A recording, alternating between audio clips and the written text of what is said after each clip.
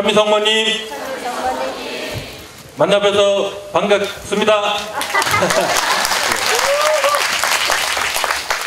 네, 서울 인천 피정을 하고 일주일 만에 다시 뵙게 됐습니다. 네, 먼저 소개를 드리면요, 이번에 나주성지 바르게 알기는 46부가 되겠습니다. 먼저 목차부터 말씀을 드리겠습니다. 예수님께서 계시하신 일들에 대해서 복음서, 성경에 말씀을 하고 계시는데, 또 사랑의 메시지에서도 예수님의 계시에 대해서 말씀하고 계십니다. 그 부분에 대해서 설명을 드리겠습니다. 또한 생명나무를 차지할 권세를 받는 방법에 대해서 말씀하셨습니다. 또한 더불어서 생명나무뿐만 아니라 하늘나라 생명의 책에 이름이 올라가는 사람이 어떠한 사람인지에 대해서도 말씀을 하셨습니다. 또 하느님께서 이 세상에 파견하신 분이 어떤 분이신지, 더불어서 파견한 사도들에 대해서도 말씀하셨습니다. 여기 계신 분들이 그 사도의 역할을 하기를 바라면서 하시는 말씀이 되십니다. 또한 거룩하고 성스러운 장소라고 예수님께서, 성모님께서도 말씀하십니다. 그 장소에 대해서 설명을 드리겠습니다. 또 하느님의 원대하신 구원 계획을 펼치시고 계시는데 아주 심오한 말씀이십니다. 이 하나님의 원대하신 구원 계획이 다시 한번 무엇인지에 대해서 상기해 보도록 하겠습니다. 또한 이곳에서 많은 영적, 육적 치유가 일어난다고 했습니다. 이 세상에서 아마 가장 많이 일어나는 것이 바로 이곳일 것입니다. 이것에 대해서 영적, 육적 치유에 대해서 말씀을 하셨고, 또한 구원받을 수 있는 마지막 무기라는 아주 중요한 말씀을 성부 하느님께서도 말씀을 하셨는데, 그 부분에 대해서도 설명을 드리겠습니다. 예수 그리스도께서 계시한 일들을 기록한 책이 있습니다. 그 책은 바로 요한묵시록이라는 책입니다.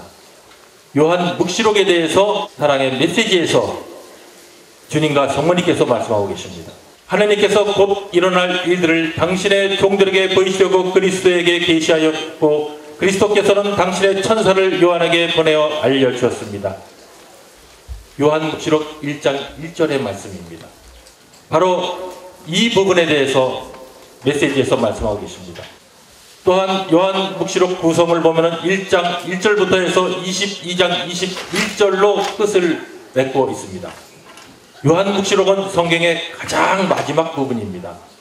또한 묵시록은 계시교 쪽에서는 계시록이라고 하시다시피 우리에게 앞으로 일어날 일에 대해서 예언을 하시는 말씀이십니다. 맨 마지막 장 요한묵시록 22장 20절부터 21절까지의 말씀을 봉독을 드리면은, 계시를 보주 계시는 분이 그렇다 내가 곧 가겠다 하고 말씀하셨습니다. 아멘 오소서 주 예수요. 주 예수의 은총이 모든 사람에게 내리기를 빕니다. 바로 이 말씀이 지금 이루어지기 때문에 나주에서 주님과 성모님께서 원대한 인류 구원 사업을 펼치시고 계시는 것입니다. 자, 요한묵시록에 대해서 91년 5월 16일 예수님께서 말씀하셨습니다. 이 세상에 오신 성모님은 예수님의 빛나고 영광스러운 계시에 이르는 천상의 예언자라고, 영광스러운 계시, 예수님의 영광스러운 계시에 대해서 말씀을 하고 계신다는 것입니다. 그러면은 영광스러운 계시는 어떤 말씀이 되시겠습니까? 바로 영광스러운 왕국을 세우시고자 하늘에 구름을 타고 권능을 떨치시며 오시는 주님이십니다. 91년 1월 29일 성모님 말씀이세요. 이렇게 예수님이 오신다고 하시면서 선포를 하시는데 잠자고 깨어있지 못하면 안 되는 것이죠.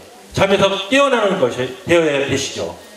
요한묵시록 22장 20절에 내가 곧 가겠다라는 말씀을 하시면서 묵시록의 말씀을 끝을 장식을 하고 계시죠. 내가 곧 가겠다는 말씀은 이미 메시지에서 2001년 10월 19일 예수님께서 말씀하셨습니다.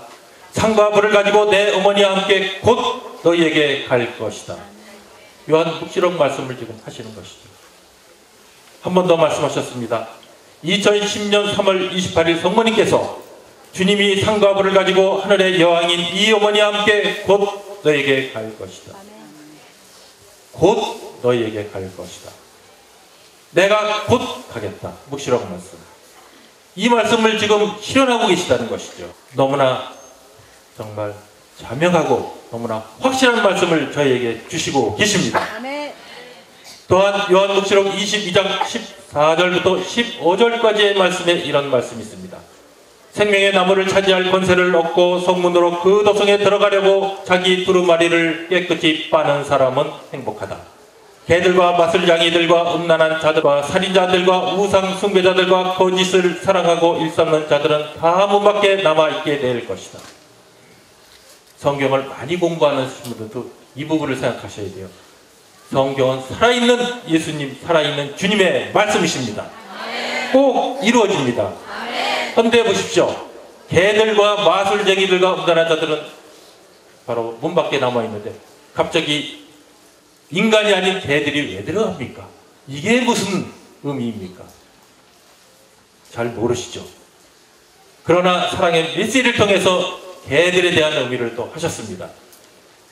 바로 개들의 의미는 무엇입니까? 주구라는 표현을 하셨습니다. 주구는 사냥할 때 부리는 개로서 남의 앞잡이 노릇을 하는 사람을 비유하여 이르는 말입니다. 즉 2007년 12월 25일 성모님 말씀과 2011년 4월 22일 예수님 말씀에 패망할 마귀의 죽으로 전락한 목자들이라고, 목자들이 양떼들 천국으로 인도해야 될 그러한 목자들의 역할을 제대로 못하고 바로 마귀의 앞잡이 개, 사냥개 노릇을 하는 것을 그런 표현하셨습니다. 또한 생명나무를 차지할 권세를 얻으려면 어떻게 해야 되겠습니까? 중요한 말씀이시죠. 지금 생명나무의 권세를 차지할 수 있게끔 그런 말씀을 누차 사랑의 메시지에서 말씀하고 계십니다. 자, 주님과 성모님을 전하는 자녀는 영원한 생명나무의 열매를 따먹을 수 있는 권세와 특권을 받게 된다고 말씀하셨습니다. 2000년 11월 2일 2001년 10월 10일 예수님께서 하셨습니다. 주님과 성모님을 전하는 자녀가 되셔야 됩니다. 또한 그렇지 못하면 또 사랑의 메시지를 앞장서서 용맹히 전한다면 바로 생명나무의 열매를 따먹을 수 있는 권세와 특권을 받게 된다고 말씀하셨습니다. 이 말씀은 2007년 8월 15일 예수님께서 말씀하셨죠. 결국 이 말씀은 사랑의 메시지를 용맹히 전한다는 것은 주님과 성모님을 전하는 자녀와 같은 맥락의 말씀이라고 보시면 되시죠.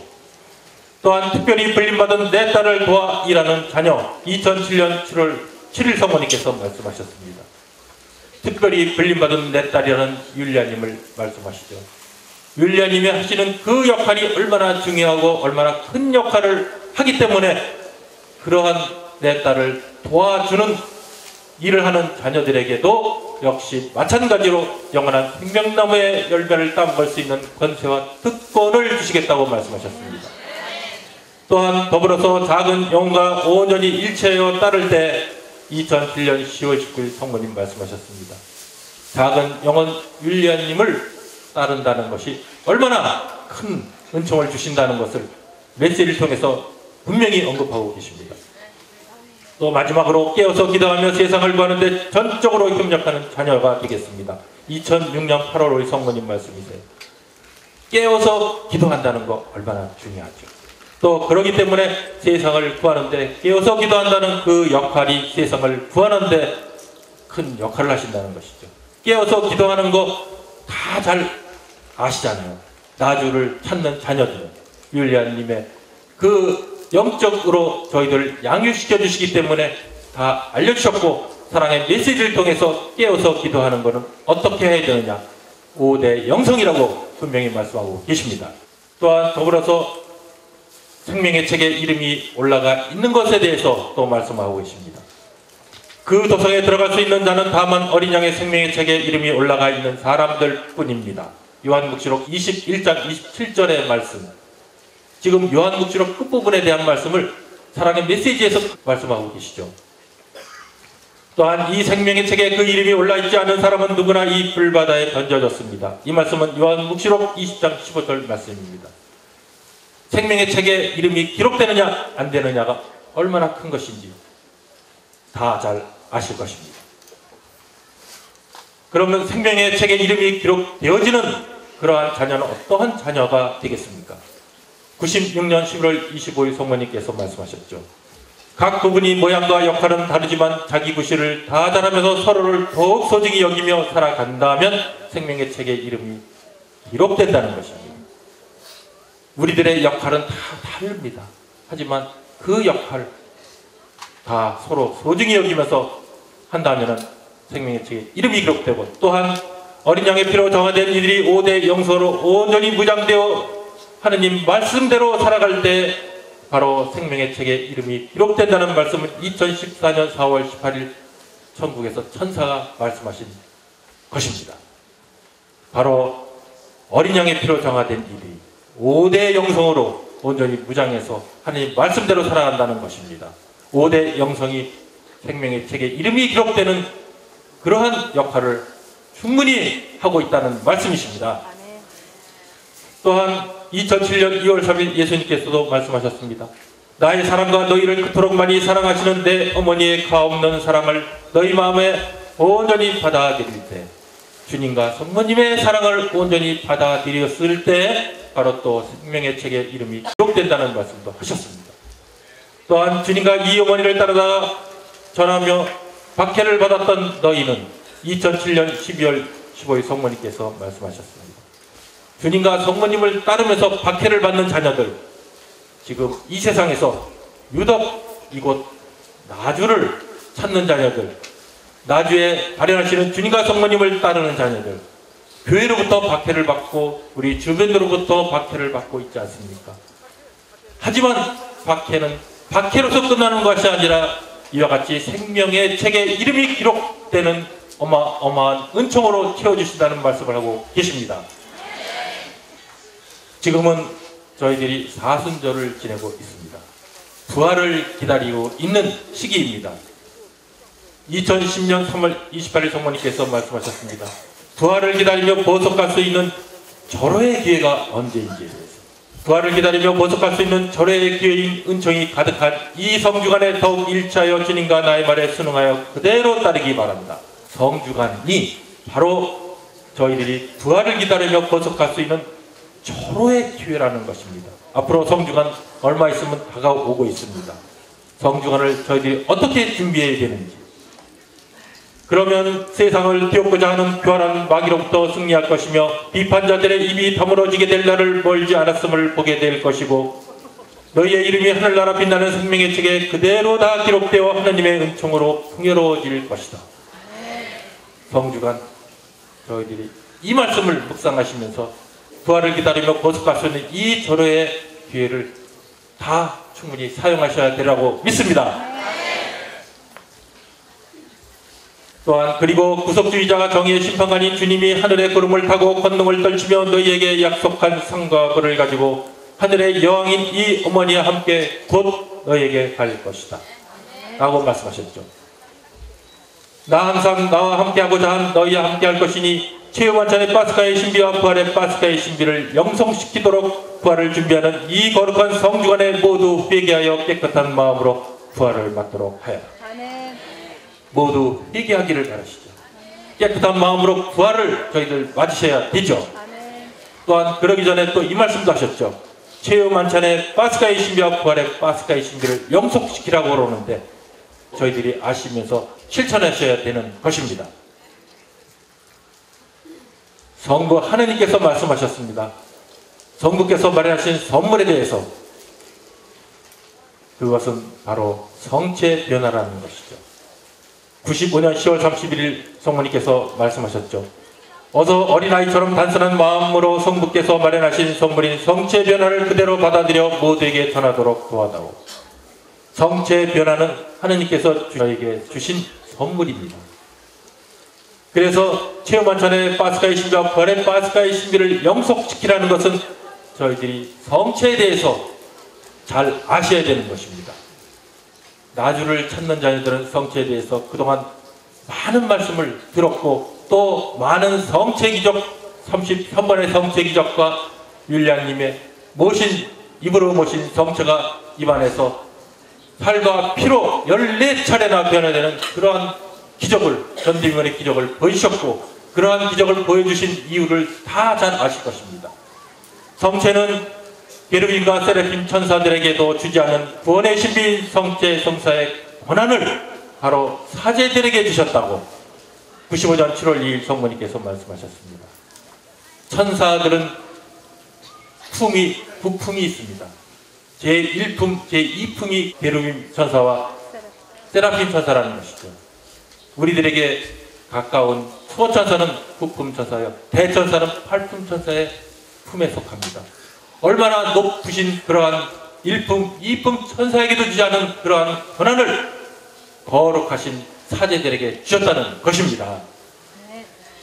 또한 성체는 바로 생명이며 영적인 샘물이며 만나이며 우주 창조의 기적과 구속의 기적에 뒤지지 않는 지속적인 기적이라고 말씀하셨습니다. 94년 11월 24일 성모님께서 말씀하셨습니다.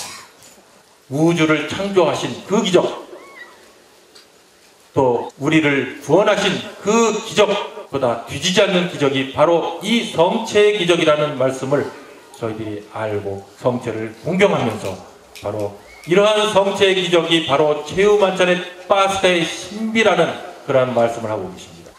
그래서 내가 성체 안에 실제로 살아 숨쉬며 몸과 피와 영혼과 천주성으로 현존해 있음을 머지않은 날 알게 될 것이니 깨어 기도해야 한다 라고 2002년 2월 11일 예수님께서 말씀하셨습니다. 문장을 잘 보십시오. 예수님께서 성체에서 살아서 계시는 것은 물론이거니와 숨을 쉬신답니다. 또 영혼이 계시답니다. 천주성이 계시답니다. 그런데 이것을 언제 알게 되느냐? 확실하게 머지않은 날 알게 된다고 했습니다. 저희들이 지금 아는 것은 극히 극소수로 아는 것이고 진정으로 머지않은 날 정말 예수님께서 숨을 쉬시는구나, 예수님께서 영원히 계시는구나, 예수님께서 그 안에 천주성으로 살아계시구나, 그것을 머지않은 날 분명히 알게 되라고 이 말씀을 하셨습니다. 또한 하느님께서 세상에 파견하신 분이 계십니다. 어떻게 파견하셨습니까? 바로 내 딸을 하느님께서 세상에 파견시켰다는 말씀은 성모님께서 94년 11월 24일 2016년 3월 2일 말씀하셨습니다. 율리아님은 이 세상에 하느님께서 파견하신 분이십니다. 왜 파견하셨습니까? 사랑의 메시지를 전할 수 있는 특권을 주시면서 파견을 하셨습니다. 또한 성모 하느님께서 2014년 4월 18일 말씀하셨죠. 나는 이미 너를 사용하기 위하여 몇 번이나 죽음에서 살려내어 세상으로 파견하였다. 세상으로 파견하신 분이에요. 파견자, 예언자로도 오신 분이시죠. 또 우리를 구원하시기 위해서 그 역할을 수행하시기 위해서 특별히 저희들에게 보내주신 아주 저희들에게 소중한 분을 주셨습니다. 또한 하느님께서 작은 영혼을 세상에 파견하신 이유는 2016년 3월 2일 성모님께서 말씀하셨죠. 하느님의 은혜가 가득 차 벌이 내려지기 직전이게 파견하셨습니다. 벌이 내려지기 직전에 파견하셔서 그 하느님의 벌이 내려지는 그곳에서 우리를 구원하시기 위해서 이 세상에 파견하신 그 목적이라는 것입니다. 또한 사랑의 메시지를 전할 수 있는 특권을 주셨고, 지금은 하나님의 은혜가 가득 차 벌이 내려지기 직전이에 하느님께 드릴 것이라고는 부끄러움밖에 없다며 늘 부족하다고 자신을 낮추는 내 딸을 하느님께서 세상에 파견시켜 사랑의 메시지를 전할 수 있는 특권을 주셨다. 그래서 인간의 머리로 계산하고 저울질하는 것은 하느님의 뜻을 따르는 것이 아님을 분명히 알려준다. 2016년 3월 2일 성모님 말씀이세요. 우리의 인간의 머리로 계산하고 저울질하는 것은 결코 하느님의 뜻을 따르는 것이 아니라는 말씀이십니다. 또한 나와 내 어머니를 따르며 전하는 너희 모두는 파견된 사도들이라고 2007년 11월 24일 예수님께서 말씀하셨습니다. 바로 주님과 성모님을 따르는 자녀들은 예수님께서 파견하신 사도들입니다. 사도들의 역할을 하기를 바라십니다. 지금 이곳에서 펼쳐지는 것은 아주 단순한 그러한 주님과 성모님의 발현이 아니십니다. 하나님의 원대하신 구원 계획을 실현하기 위해서 한국 막내자녀라는 표현을 하시면서 이곳 한국을 선택을 하셨고, 그 선택의 여지에 우뚝 서신 분이 바로 율리아님을 통해서 이루신다는 말씀을 하고 계시는 것입니다. 또한 하느님을 섬기는 영적인 존재들에 대해서 메시지에서 말씀하시고 또 복음 말씀이 있습니다. 하느님을 섬기는 영적인 존재가 두 가지 타입이 있습니다. 두 타입이. 첫 번째, 나와 내 어머니를 따르며 전하는 너희 모두는 하나님을 섬기는 영적인 존재들이고 또 파견된 사도들이라고 말씀하셨습니다.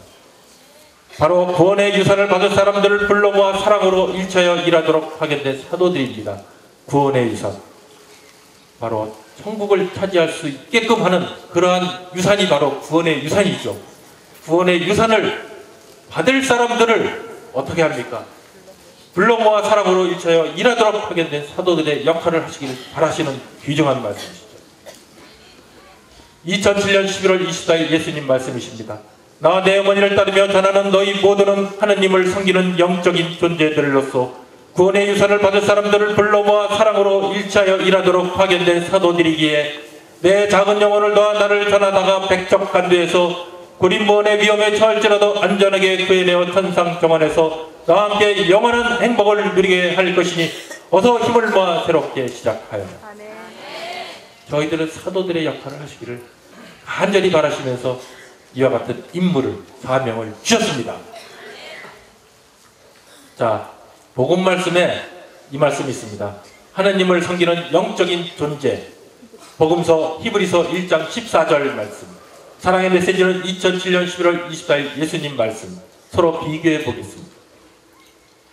바로 하나님을 섬기는 영적인 존재들은 바로 천사들 모두가 해당이 됩니다. 하나님을 섬기는 영적인 존재들로서 결국은 구원의 유산을 받을 사람을 섬기라고, 잘 보십시오, 섬기라고 파견된 일꾼들은 천사들입니다. 천사들은 천국을 차지할 사람들을 섬기는 그 역할을 임명을 받으셨습니다.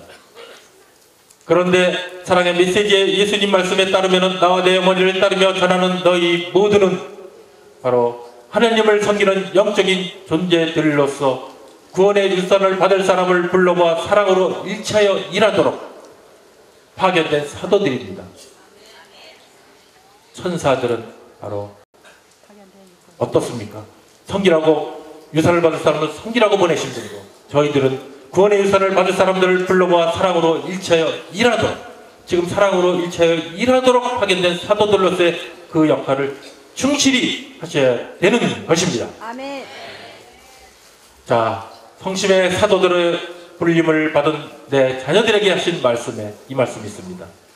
너희는 언제나 나를 생각하고 내가 되어라. 성모님께서 하신 말씀이죠. 98년 10월 7일 성모님 말씀이십니다. 너희가 주님과 나를 위하여 일할 때 수많은 고통이 수반될지라도 고통이 많으면 많을수록 덤까지 얻어받게 될 것이니 천상의 상급이 그만큼 더 커진다는 것을 알고 피나는 그 고통들을 아름답게 봉헌하여라. 바로 파스카의 신비 중에서 최유만찬의 파스카의 신비, 성체의 신비를 말씀드렸고, 또 하나는 부활의 파스카의 신비에 해당되는 말씀이십니다. 부활은 어떻게 이루어집니까? 바로 십자가의 고통을 통해서 저희들에게 주어진 고통은 고통이 아니라 결국 그런 것을 잘 봉헌했었을 때 천상의 상급이 그만큼 크다는 말씀으로 그 신비의 말씀을 풀어주고 계십니다. 또한 성심의 사도로 분리받은 내 자녀들에게 하신 말씀이십니다. 세상 구원을 위하여 내가 친히 택한 사도들이 순교로서 그 사명을 다하기 전에 체납굴름에 모였던 것처럼 2000년 전에 바로 이와 같이 체납굴름에 그 제자들이 모이셨죠. 사도들이 모이셨죠. 똑같은 말씀을 지금 이곳에서 이루어진다는 말씀을 하고 계십니다. 지금 이 시대에 초라한 것 같지만 나와 내 어머니께서 친히 함께한 거룩한 이 장소에 모인 너희들도 마찬가지 경우이니 최유만찬의 파스카의 신비를 영속시켜라. 2007년 9월 1일 예수님께서 말씀하셨습니다. 최유만찬의 파스카의 신비, 성체의 신비를 영속시키는 것, 바로 저희들이 해야 될 일입니다. 바로 그것이 체납굴림에 모여서 순교를 약속했었던 그 사도들의 역할을 하는 것이라고 말씀하십니다. 또한 바로 이러한 막중한 임무가 저희들에게 있죠. 막중한 임무가 너희에게 주어졌다는 사실을 깊이 명심하고 어서 서둘러 주기 바란다. 2007년 12월 30 성모님께서 말씀하셨죠. 막중한 임무가 무엇이겠습니까? 다시 한번 상기를 해보셔야겠죠. 눈 멀고 귀 먼 세상에 수많은 영혼들이 지옥의 길로 끝도 없이 치닫고 있기에 단 한 영혼이라도 버려지기를 원치 않으시는 높고 깊고 넓은 하나님의 무한하신 사랑으로 그들을 바로잡기 위한 막중한 임무라는 것입니다. 바로 단 한 영혼이라도 버려지는 것을 원치 않으시는 그것을 실천하는 것이 바로 저희들에게 막중한 임무라는 것이죠. 그래서 저희들을 거룩한 장소를 마련하시면서 이곳에 초대해서 부르시는 것이죠. 메시지에 말씀하시기를 거룩한 장소라고 하셨습니다. 그 거룩한 장소 소개를 드리겠습니다. 2006년 6월 30 성모님 말씀에 세상 어디에서도 보여주지 않았던 전대미문의 수많은 징표를 보여준 이 성스러운 장소에 오셨습니다. 아멘. 또 2007년 9월 1일 예수님께서도 말씀하셨습니다. 내와 내 어머니가 친히 함께한 거룩한 이 장소, 거룩한 이 장소에 여기 계신 분들은 다 오셔서 은총을 억만배 받고 계십니다. 아멘. 또한 2007년 10월 19일 예수님께서 또 다시 한번 말씀하셨죠. 지고지순한 사랑의 기적을 행하는 이 거룩한 장소라고, 놀라운 장소에 저희가 와 있다는 긍지를 가지셔야 됩니다. 아멘. 이 장소는 천국을 하는 지름길이라고도 말씀하셨습니다. 아멘. 이 장소는 하나님의 거룩한 도성이라고도 말씀하셨습니다. 아멘. 이 장소는 친히 하나님께서 마련하신 성모님의 성지라고 선포하신 장소입니다. 2007년 10월 10일 예수님 말씀에 지고지순한 사랑의 기적을 행하는 이 거룩한 장소에 왔으니 나와 내 어머니가 너희를 위하여 내어주지 못할 것이 무엇이 있겠느냐. 다 주신다고 하셨습니다. 아멘. 또한 2015년 1월 1일 성모님께서 말씀하셨죠. 하나님께서 친히 이곳 나주에서 역사하고 계시는데 무엇을 걱정하느냐고. 세속에 무엇을 걱정하시겠습니까? 세속에 정말 걱정거리가 얼마나 많습니까? 그러한 모든 걱정거리를 다 맡기시라는 말씀이시죠. 2015년 1월 1일 성모님을 통해서 하신 말씀이십니다. 나는 보이지 않는 현존도로 한시도 내 작은 영혼을 떠나지 않고 내 아들 예수와 함께 언제나 내 딸 안에서 함께하고 있으며 하느님께서 친히 이곳 나주에서 역사하고 계시는데 무엇을 걱정합니까? 걱정을 가지고 오신 분들은 걱정을 다 내려주시라는 은총의 말씀을 주고 계십니다. 아멘. 또한 추호에 의구심 없이 단순하게 내 딸에게 양육받아 겸손한 성심의 사도가 되어 나를 도와다오. 그것은 바로 멸망으로 치닫고 있는 이 세상을 구원하고 모든 자녀들을 마리아의 구원방주에 태워 천국으로 데려가기 위한 하느님의 원대하신 구원 계획이라는 말씀을 2015년 1월 1일 성모님께서 말씀하셨습니다. 하느님의 원대하신 구원 계획의 실현은 바로 추후에 의구심 없이 단순하게 율리아님에게 양육받아 겸손한 성심의 사도가 되어 성모님을 도와드리는 것이라는 것입니다. 2000년 전에 나병 환자 10사람을 예수님께서 치유를 해주셨습니다. 루카복음 17장 11절부터 19절까지의 말씀이시죠. 하나님께서 치유를 해주시면 하나님께 찬양을 드리러 온 사람은 이방인 한 사람뿐이라는 말씀을 하시면서 지금 이 시대도 마찬가지라는 말씀하셔요. 저희들이 은총을 받았으면 은총을 감사를 드려야 되죠. 하나님을 찬양을 드려야 돼요. 이 시대도 10명 중에 1명만 찬양하러 오신다는 것이죠. 그러나 여기 계신 분들은 10명 중에 10명 다 찬미하고 감사를 드리라고 믿습니다. 아멘. 2007년 3월 3일 예수님 말씀 보십시오. 나는 내 어머니와 함께 위대한 역할에 불림받은 겸손한 내 작은 영혼을 통해 막내 자녀인 한국 나주에서 수많은 징표를 보여주면서까지 사랑하는 내 자녀들에게 회개의 은총을 내려줘 영적, 육적으로 얼마나 많은 치유를 해주었던가. 무지무지하게 많이 치유를 주셨습니다. 영적인 치유뿐만 아니라 육적인 치유까지 주셨다고 말씀하고 계십니다. 자, 지금은 이제 구원받을 수 있는 마지막 무기를 하셨습니다. 마지막 무기다음에 무엇이 있습니까? 없습니다. 바로 그 마지막 무기는 5대 영성이라는 것입니다. 율리아님께서 행하시는 일 중에서 가장 지금 마지막에 해당되는 것이 바로 이 5대 영성 실천을 위해서 많이 선포하시면서 그 실천을 위해서 무진히 노력하시는 것이 아니겠습니까?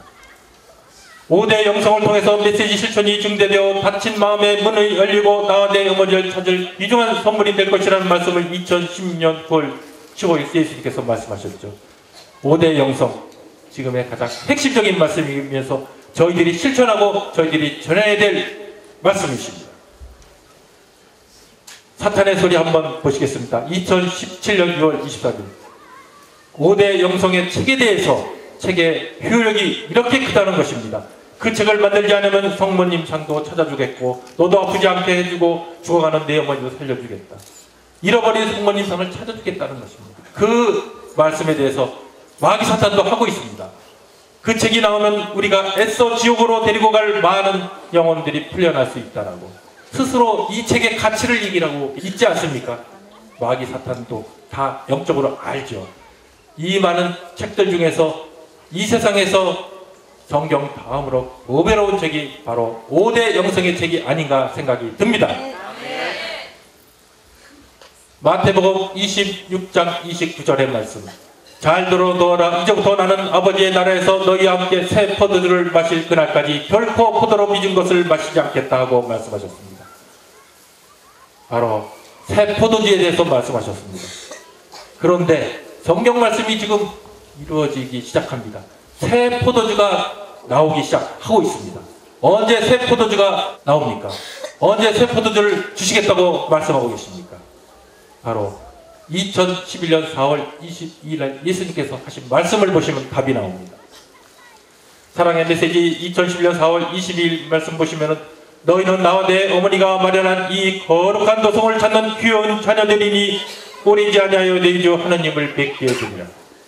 그날에는 동산마다 새 포도주가 흘러내리고 언덕마다 젖과 꿀이 흘러넘치게 하여 영원 무궁토록 너희와 함께 할 것이다. 여기 찾는 자녀들에게 하신 말씀이십니다. 여기 찾는 자녀들은 어떤 자녀들입니까? 하나님의 거룩한 도성을 찾는 자녀들이고 또한 머지않아 성부 하나님을 뵙게 된다는 말씀이시고 머지않아 새 포도주가 나온다는 말씀이시죠. 이 새 포도주는 바로 마태복음 26장 29절에서 하시는 그 새 포도주에 해당되는 말씀이시죠. 이 말씀이 또 이루어지기를 시작을 하고 있습니다.